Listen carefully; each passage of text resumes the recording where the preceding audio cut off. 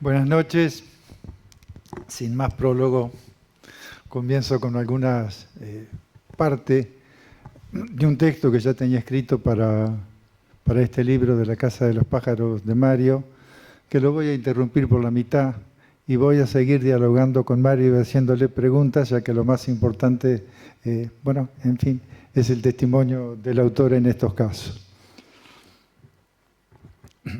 Ilya Prigogine, Nobel de Química en el 1977, cuenta que una vez se encontraron dos físicos notables, como Werner Heisenberg y Niels Bohr, en el castillo danés de Kronberg. Y Bohr le preguntó a su amigo: ¿no es extraño cómo cambia este castillo si rememoramos que Hamlet vivió en él?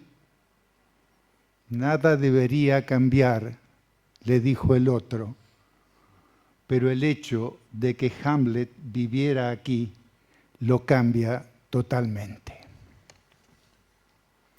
Y en este libro de La Casa de los Pájaros, Mario Nossotti nos cuenta cómo llegó hasta la Real Casa de los Pájaros en 2018, acompañado por un pariente de Juan L., y la recorre de memoria, siguiendo afanosa e infructuosamente los cardinales del poema. La experiencia vital de un poeta, Nossotti inclusive, no es eso que está ahí afuera, común a todos, por cierto, sino la intersección de ese momento y su conciencia, y luego su palabra para restaurar o recuperar la misma conmoción en que sucediera.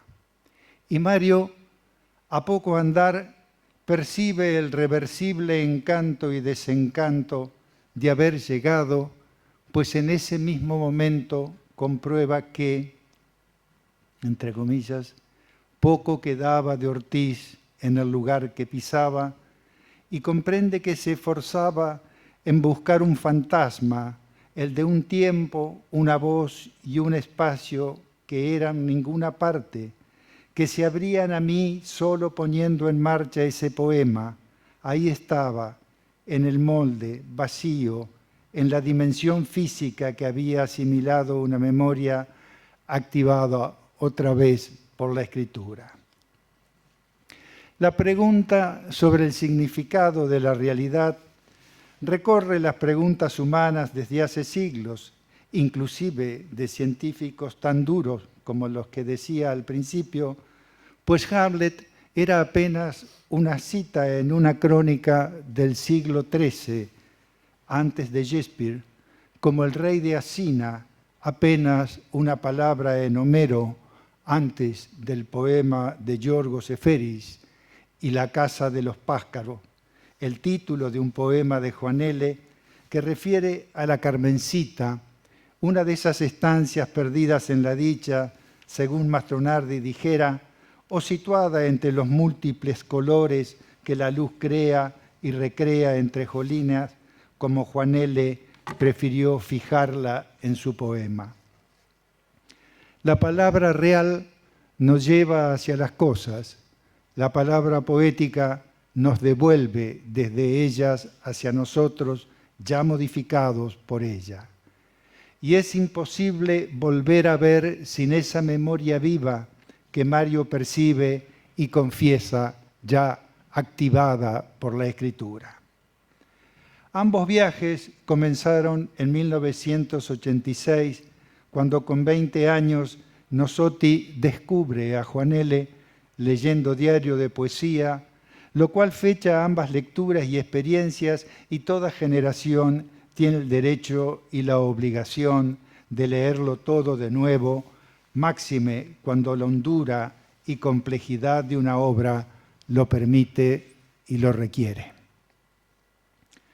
Las estrategias discursivas de Ortiz, más que descender de una lengua para dotarla de una joyería de piedras preciosas como versos en su piedra talladas, pareciera atravesarla y hablarnos desde ese otro lado que aún nos incita desde sus múltiples pliegues, encendimientos y veladuras de un fluir continuo del agua entre colinas.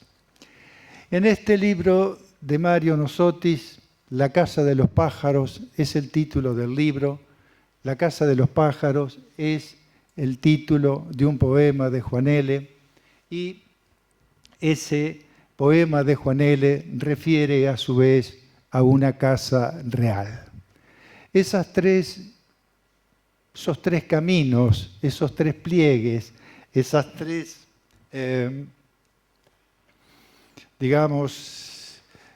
instancias, esas tres, me sale la palabra, esos tres mundos se conjugan en este libro que es a su vez un libro de la casa de los pájaros, es un libro de Nosotti buscando la casa de los pájaros, es una búsqueda de otra búsqueda.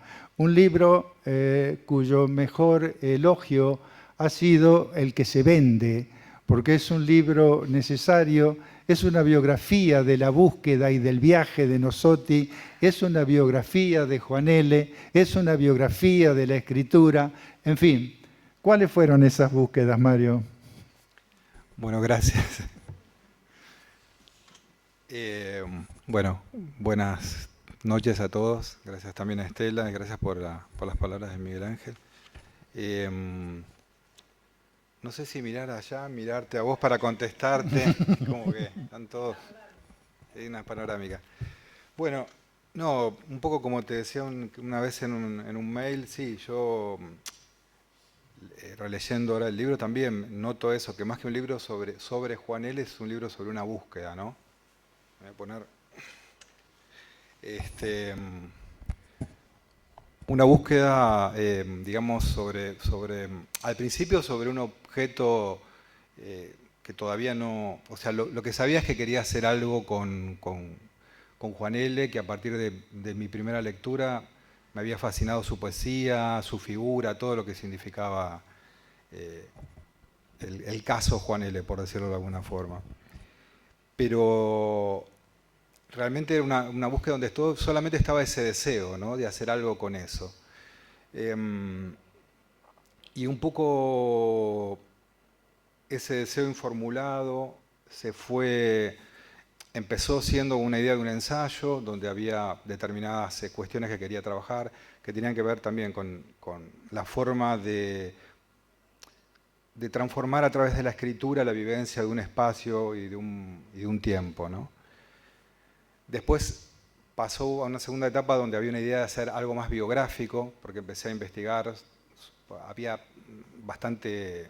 no había demasiado material sobre la vida de Juan L., estaban generalmente las mismas cosas que se repetían. O sea, pasó esa etapa de lo biográfico y después empecé a encontrarme con mi misma historia, mi misma biografía como lector de Juan L. O sea que el libro, bueno, es esa especie de híbrido, de mezcla, en la cual me costó mucho realmente encontrar el recorrido, ¿no? Solo lo encontré al final, ¿no? Y por eso un poquito hoy yo quería hablar de esto de la búsqueda, ¿no? De la búsqueda y de esto que le pasa a muchos artistas de encontrarse perdidos en algún momento de su trabajo, ¿no? Cosa que genera bastante incertidumbre, cierta angustia,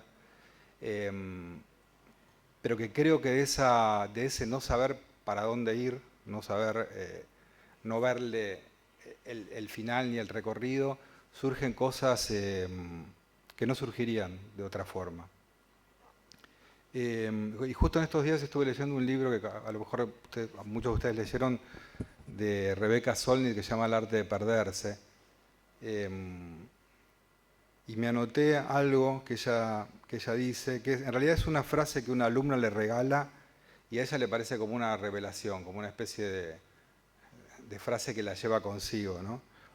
Y que dice, es de un filósofo presocrático, Menón. Dice, ¿cómo comprenderás la búsqueda de aquello cuya naturaleza desconoces por completo? Bueno, me parece y justamente también vi en estos días un documental sobre un es un documentalista italiano que está casi 3 años filmando los conflictos en Medio Oriente, ¿no? También sin un guión preciso, sin saber a dónde ir. Entonces de pronto está una semana en una locación donde sabe que pasan ciertas cosas y se queda hasta que, cuando parece que no hay nada, justo aparecen unas mujeres en un lugar, bueno, donde habrían torturado a un hijo de ella. Y bueno, y surge algo conmovedor ahí, pero surge de esa incertidumbre total de lo que va a pasar. Y lo mismo me acordé también de un documental sobre Nick Cave, donde él, bueno, cuenta, en realidad es todo el registro de cómo va componiendo con su amigo, que es el productor también, y, y pasan semanas y semanas donde no pasa nada, donde él mismo dice, estamos nadando en la mierda, literalmente. Y llegan momentos donde surge algo que es como una música sublime, ¿no? Celestial. Entonces, bueno, ¿por qué me metí con todo esto? Porque de alguna forma creo que eso de lo que a veces muchos estamos tentados a desistir de un camino, y me parece que Juan L. en eso también, bueno, hay una cuestión de ser fiel a una búsqueda y un llamado que quizás que sí va haciendo momento a momento, ¿no? Y él es como, me parece como el ejemplo del que sigue en una búsqueda. Me había notado algo más con respecto a esto. Bueno, lo famoso de Benjamin sobre el arte de perderse en la ciudad, ¿no? Y bueno, y un poco, al fin y al cabo, la conclusión que es algo que está en el libro, es que uno, cuando en estas búsquedas, en este dar cuenta de Juan L. de alguna forma, se está haciendo preguntas sobre uno mismo, ¿no? Y empieza a encontrarse, a través del amor al otro, de alguna forma empieza a encontrarse con ese que es uno, pero que no tiene que ver con la identidad, con ese otro de uno, ¿no? Así que bueno, para mí, en ese sentido, este libro bueno, fue algo muy, muy genuino todo el proceso, y que de alguna forma el resultado es este proceso que después sí se encontró su forma, porque el libro termina con el poema La casa de los pájaros, donde yo de alguna forma ahí encuentro como un montón de, entre comillas, respuestas a cuestiones que venía pensando, como esto de cómo transfigura la poesía una vivencia de un tiempo, de un territorio, cuestiones de la referencialidad, bueno, distintas cuestiones que se me revelaron a través de ese poema, ¿no? Veo que en la Casa de los Pájaros vas utilizando el recurso gráfico y estilístico, si se quiere, de ir separando párrafos con asteriscos. Y el poema de La Casa de los Pájaros de Juan L. También tiene largas estrofas separadas por asteriscos. ¿Es una mímesis? ¿Es una casualidad? ¿Es la apropiación de un recurso o es otra cosa? Digamos, lo que me sale en principio es que surge un poco de una limitación, si querés, que quizás no sea una limitación, que es como una dificultad porque esto iba a ser un ensayo en un principio, de hacer un ensayo argumentativo, ¿no? Como con una continuidad, y la separación, como decís, en asteriscos. Bueno, el libro se llama Notas, el recurso de las notas, ¿no? A mí me ayudó mucho a articular estas cuestiones que tenían como varios niveles, ¿no? Donde era muy complejo, por lo menos para mí, hacer un ensayo argumentado como puede ser algo más tradicional, ¿no?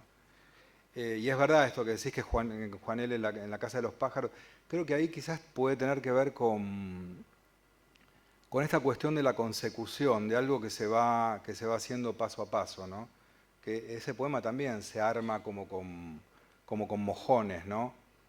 Cosa bastante habitual también en Juan L. porque él habla mucho de las estaciones, de las épocas del año, y este poema es justamente un año que él pasa en este lugar, en Carbó, en la Carmencita.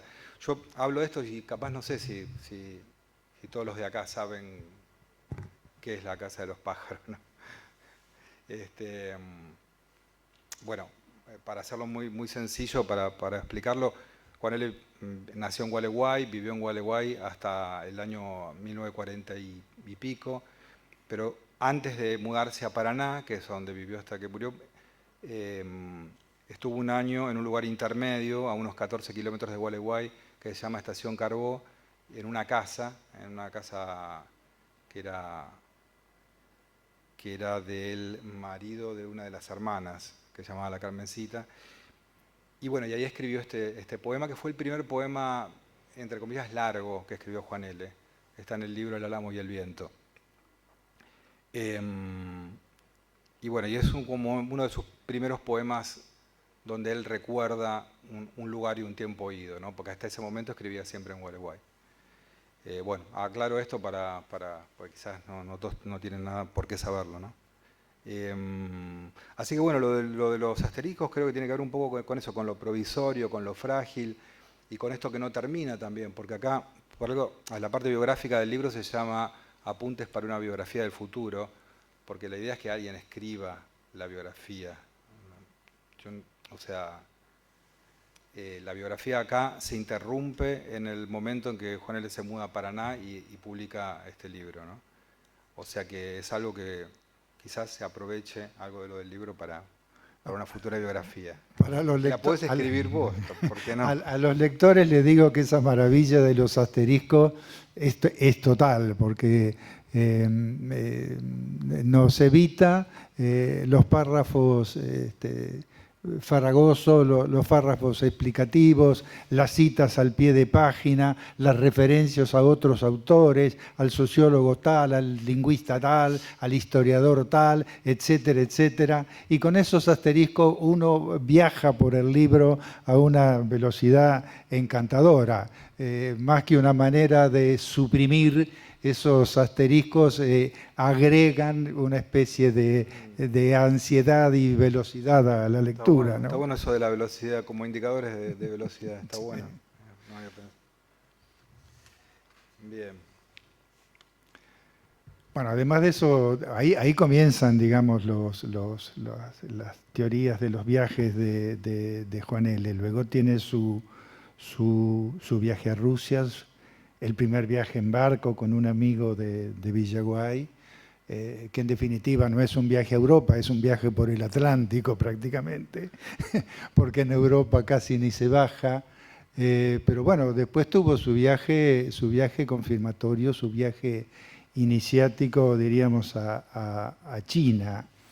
Dado el conocimiento que tenés de su obra, Blas de Otero tiene un poema brevísimo que dice: me voy a China para orientarme un poco.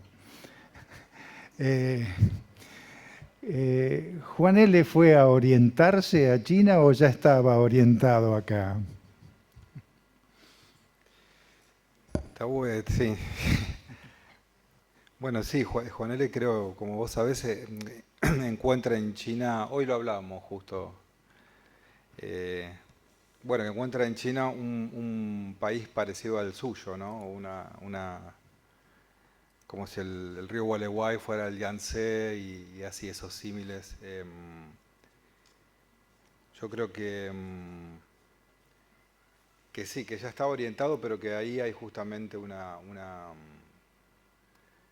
confirmación de una intuición suya, ¿no? Porque ella venía leyendo a los poetas chinos, que después traduce, bueno, ahí escribe los poemas del Junco y la... Sí, ya en la Casa de los Pájaros ya está Tufú, Claro, creo, ¿no? ahí nombra un poeta que yo lo rastreé y no lo veo, para mí no sé si vos lo has investigado. No encontré nada. No llegué a conocerlo tampoco, ese poeta. Como que lo busqué y, bueno, de de los que él menciona, y eso está dicho en las últimas obras completas, está investigado y firmado, ¿no?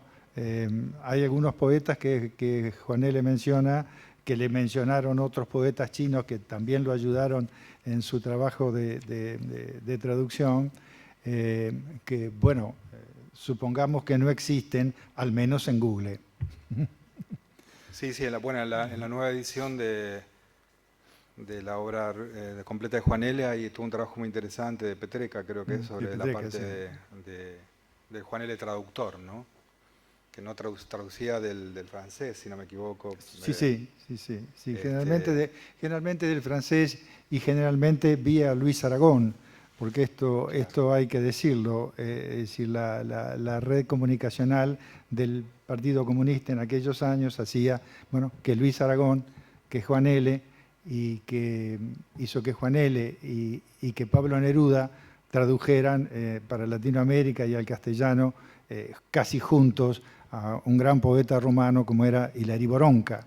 Digamos, ¿no? Las afiliaciones y el conocimiento que tenía Juan L., bueno, quienes llegamos a conocerlo podemos dar testimonio de ello, era fantástico. En primer lugar porque mucha gente pasaba por su casa y le dejaba información, pero en sus años jóvenes su militancia política también le daba una inmensa formación poética, ¿no? Que era lo que decía está muy Cristian unido todo. Avesilla recién, ¿no? Es decir, Total, una total. inmensa formación política que da una inmensa formación poética. Sí, bueno, el libro un poco también rescata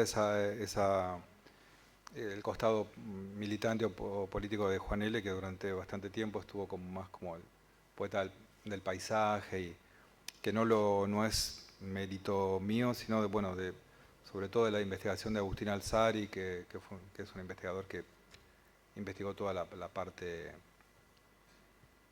Hay unos episodios muy interesantes de Juan L. en Gualeguay cuando era joven militante. Bueno, acá hay gente que sabe más de eso que yo incluso. Así que bueno, no sé, Léenos un párrafo, a ver. leo un párrafo del libro, ¿no? Bueno, no, porque si no después no lo van a. Acá está, para que lo busquen. El libro está, ¿no? Está allá en el stand. Bueno, si alguien lo quiere, pueden. No, la verdad que no pensaba, no tenía, No bueno, tenía. pero Bueno, mientras buscas, en la página 96, vos decís, no hay memoria fija. La naturaleza de la memoria es la transfiguración. Es una preciosa definición poética, creo, que muchos críticos han tratado de explicar de 100 maneras diferentes. Pero si la escritura del libro fue un viaje y fue una búsqueda, ¿quién era Mario antes? ¿Quién es Mario después? Una preguntita, digamos. sí, es una pequeña pregunta. No, bueno, hay una parte que es muy así clara, es que yo siento que aprendí escribiendo este libro, ¿no? Yo, bueno, si bien hace bastante que me dedico un poco, por decirlo de alguna forma, a la crítica, a reseñas en distintos medios y todo, nunca había escrito algo parecido a un ensayo así de largo aliento en un libro. O sea que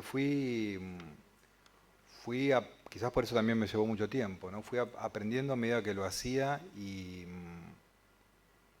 sí, me cambió la forma de escribir, me cambió la forma de leerme, me encontré, es un libro formativo, para mí fue un libro formativo. No sé si es una buena propaganda para decirlo, ¿no? Pero este, sí, bueno, en general a mí creo que a muchos poetas les debe pasar lo mismo, cada libro es como una parte de no solo de su formación de escritor, sino que la poesía tiene algo que es muy orgánico con la vida de cada uno, ¿no? Que no porque sea mimético ni tenga nada que ver con lo biográfico, sino porque uno va atravesando capas y conociéndose a través de la escritura. Va conociendo eso otro que es uno, que solo adviene con la escritura. Yo no conozco otra. Es No sé como cómo que, será para un cineasta, por es ejemplo. como que si ella nos cambiara más a nosotros que lo que nosotros podemos cambiar de ella. Sí, sin duda, sin duda. Yo había pensado, y creo que tiene que ver con Juan L. también, leer un texto, no sé si hay tiempo, son dos páginas, que tiene que Sí. ver un poco con el problema del ecocidio, ¿no? El problema que hay con la devastación de los ecosistemas, y que creo que Juan L. es algo que le hubiera inquietado bastante, ¿no? Así que no sé, si quieren, están de acuerdo, lo leo. Salió en un medio hace unos 4 meses, pero me parece que está pertinente. Y ya que quizás con eso podemos cerrar. Se llama Flores y pajaritos. Dice, durante un tiempo me llamó la atención lo que desde mi punto de vista era una especie de alienación de los poetas.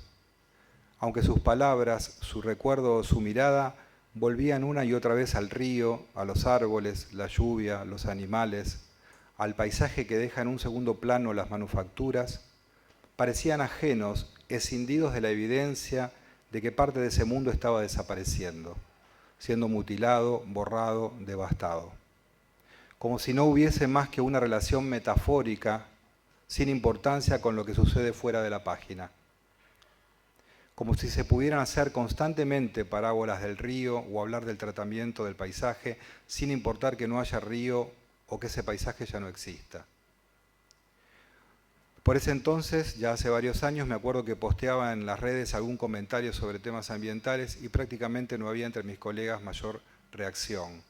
Es más, daba la sensación de que la literatura debía mantenerse al margen de esos temas que ni siquiera eran políticos o estaban asociados a una militancia un poco snob.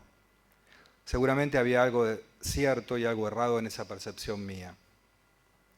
A la vez que el ecocidio avanza a una velocidad nunca vista, algunos escritores y poetas han activado formas de militancia concretas contra la destrucción que, disfrazada de progreso, rentabilidad u oportunidad de trabajo, trae devastación a los ecosistemas locales.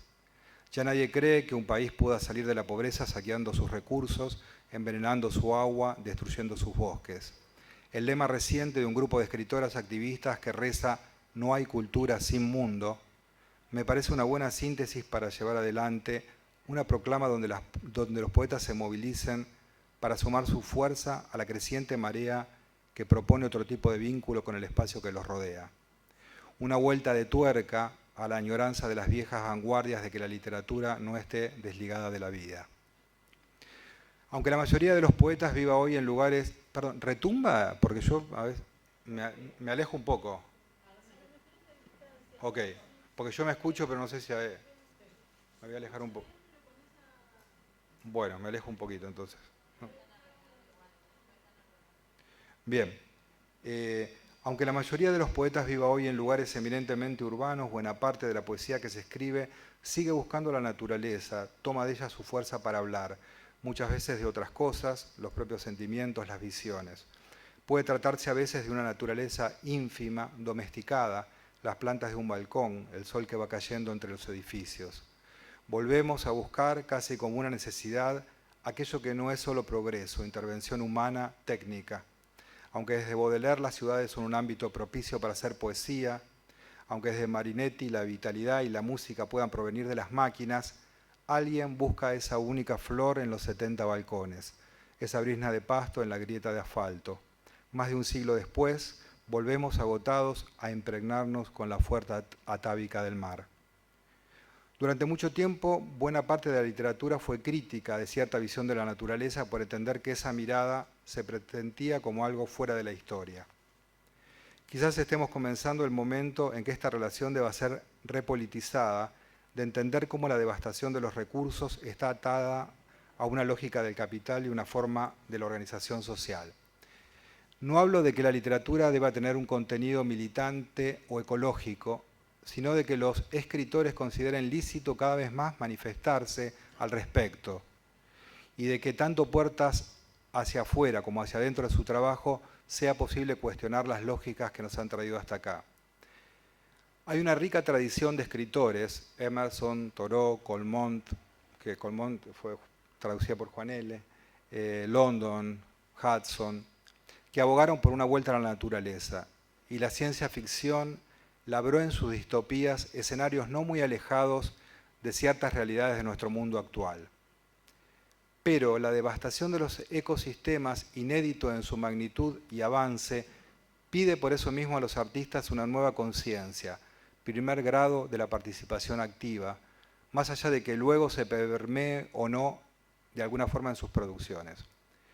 Libros más o menos recientes como Una guía sobre el arte de perderse de Rebecca Solnit, Sobre los huesos de los muertos de la escritora polaca Olga Tokarczuk, o en nuestro país El rey del agua y el ojo y la flor de Claudia Boaf, Distancia de rescate de Samantha Schweblin, o Los llanos de Federico Falco, por nombrar solo algunos, vuelven de distintos modos a poner en primer plano la relación del hombre con la naturaleza, un concepto mutante, por otra parte, y la incidencia que sigue teniendo en nuestras vidas. Mientras la contaminación llega a lugares intocados, los bosques y las selvas se reducen, especies, animales y vegetales son borradas diariamente del mapa, muchos poemas, libros y películas nos recuerdan un mundo que apenas existe. Que ese mundo se resguarde en los libros o se reduzca a la imaginación no me parece algo deseable. Escribo esto mientras el viento arrastra hasta mi casa el humo de la quema de los pastizales en la zona del Delta a más de 50 kilómetros y la mañana avanza en Buenos Aires envuelta en la neblina.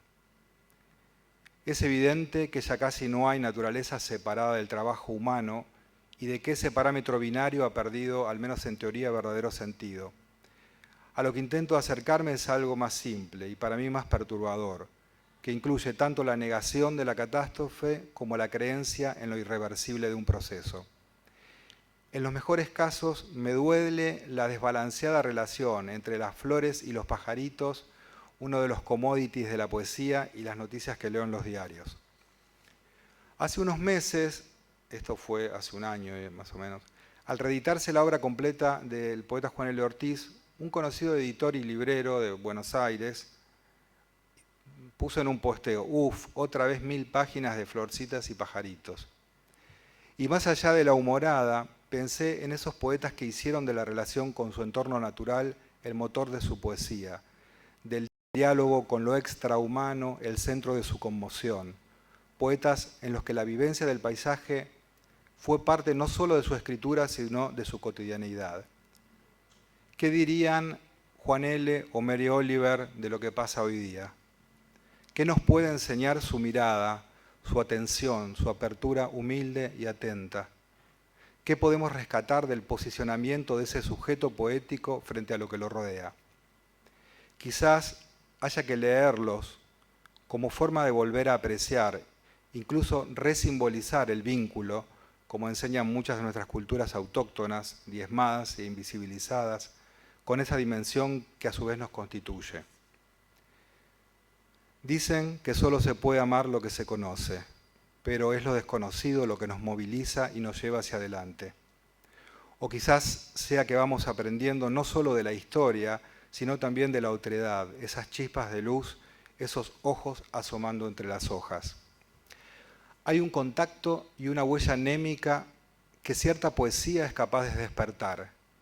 Hay una educación sentimental y sensorial en esos versos, que nos religa a algo olvidado en las brumas de la sobreinterpretación, la intelectualización constante, o peor todavía, la lisa y llana estupidez. Un impulso afectivo que puede estimular algún tipo de acción, por pequeña o banal que parezca, y que por eso mismo, por subterránea, por no evidente, sume su realidad al esfuerzo por cambiar un paradigma. Nada más.